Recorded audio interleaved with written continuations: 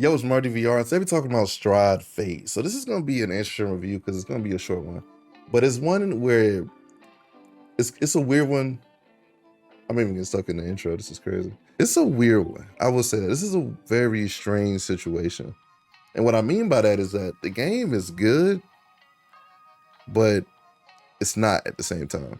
And before I get into this, shout out for JoyWay for sending me a key so I can actually play the game. Appreciate it. But you know, on this channel, we got to keep it on. And so where I think I should start first is that I feel like this game is undercooked. Now, it does accomplish the main thing of what Stride, is. It's parkour, it's running, it's sliding, it's shooting enemies while, moving. But on a micro level, I feel like there's a lot of things they kind of miss. Let's start with the graphics. So the graphics on the Quest, it looked decent for the Quest 3. It could use a lot of graphical updates, I'm not gonna lie. There's a lot of popping in textures and stuff. There's only so much you can do with standalone hardware, I understand that. But if it's, it's the Quest 3, is kind of the strongest one out. And there are other games that will do it better. So it's not the most graphically pleasing game, but it does have very good details when it comes to the reflections and a lot of other small things in the game. So it's not an ugly game by any means, but it could be better, in my personal opinion. Now let's talk about the combat. The combat is one of the strangest parts of this game because it's very fun, but janky as hell at the same time. And so what that basically means is that, let's say you're trying to hit an enemy, right? And so you're trying to hit an enemy and sometimes hits won't really register as actual full punches. Like you could be like swinging on the enemy, but it won't register as a full punch. Now you can grab enemies and punch them like that. You can hit them with your gun, you can gun butt them and stuff like that. But the actual melee combat feels like it was an afterthought. Like there's really no point of using a knife for stealth or even a pipe or a bat or anything like that they give you in the game, because it just simply doesn't feel fluid. It doesn't feel good. It doesn't feel like it would actually cause damage. And I think that's one of the main points of the game that I think is lacking in terms of combat. And that is the weight of the actual combat.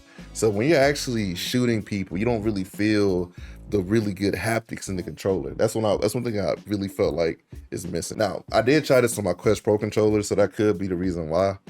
Who knows? But it just felt like it was lacking in the haptics department, especially for shooting guns, shotguns, stuff like that. Could have been way better. Also, the guns are very, at least the pistol is very off-center. Like I was aiming it, I have to like aim it kind of down and then up just so I can get it to line up. It is not really one with how you actually aim the controller, which I do feel like needs to be fixed because it can make shooting really awkward. And so you're moving really fast, you're running through the levels, and you're trying to shoot people with your gun, and it's like weird. It's like off-center and it's weird. So it makes for very awkward shooting situations. And honestly, it's probably one of like my least favorite things about the game is the actual gun combat. But it's one of the main staples of the game, which is like crazy. And let's talk about the enemy AI. The enemies are dumb in this game. Dumb as a box of rocks. Almost Ubisoft level of AI, I'm not gonna lie. They're kind of just there and just there to be there. They'll hear you and then they'll start attacking you, but that's really about it. They don't really offer any special type of engagement or anything like that to the game. And it just feels like kind of like they just put them in there, just so you have it. Now let's talk about the actual parkour. Now this is one of the main staples of the Stride series, and that's how you actually get around the map. So it could be, it's okay. It's good. Don't get me wrong, the parkour is really good. And the actual parkour levels where you go into like this kind of cyber universe and where you can actually run through parkour, stuff like that, very smooth. That's probably one of my favorite parts of the game are those actual levels.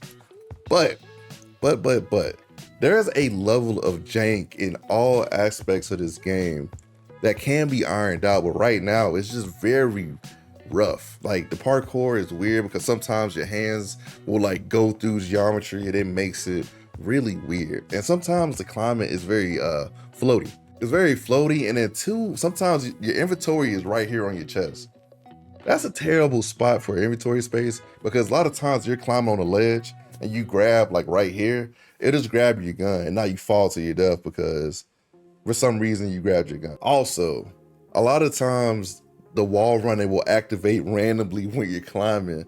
And so I've climbed and jumped off the wall to my death on a skyscraper just because of that. With that being said, when the parkour works, it really works. Like, you just running through, boom, boom, boom, handling business. It's really fun. And honestly, one of the more fun parkour experiences I've had in the VR game. And the climb is really good at the same time too. It's weird. It's so weird. Like when it works, it really works. That's what I'm trying to get to. Now let's talk about the story. Now I'll bring up the story later in the review because, for one, the story is, to me, it feels like an afterthought. It feels like it's just there. It's not really engaging. There's no real sense of why should I care about the world. Now, this is set in a dystopian society where, you know, you have what you call chasers. That's what you play as, a chaser. So you're Nick Young, you're a chaser, you're a police officer, you're trying to stop the bad guys and climb up the ranks. But the thing is, it's like, there's no reason to care. And another thing is the voice acting. Oh my God. It honestly feels like some of the voices are AI. I can't confirm it, but in my heart of hearts, I really believe some of these are AI voices. To the point, if you can't find any other evidence. Ah, you bastard! How you doing, my boy? Did you eliminate the Skull's boss? Not yet. What do you want, Faber? I just want to wish you good luck. I hope you remember what life was like in the slums when I was in control, and help. Because it's just so bad. Now, I do consider JoyWay a larger VR studio, so I would think they'd be able to get some pretty good voice actors. But this time, it's not good. Especially your main companion, who's an AI.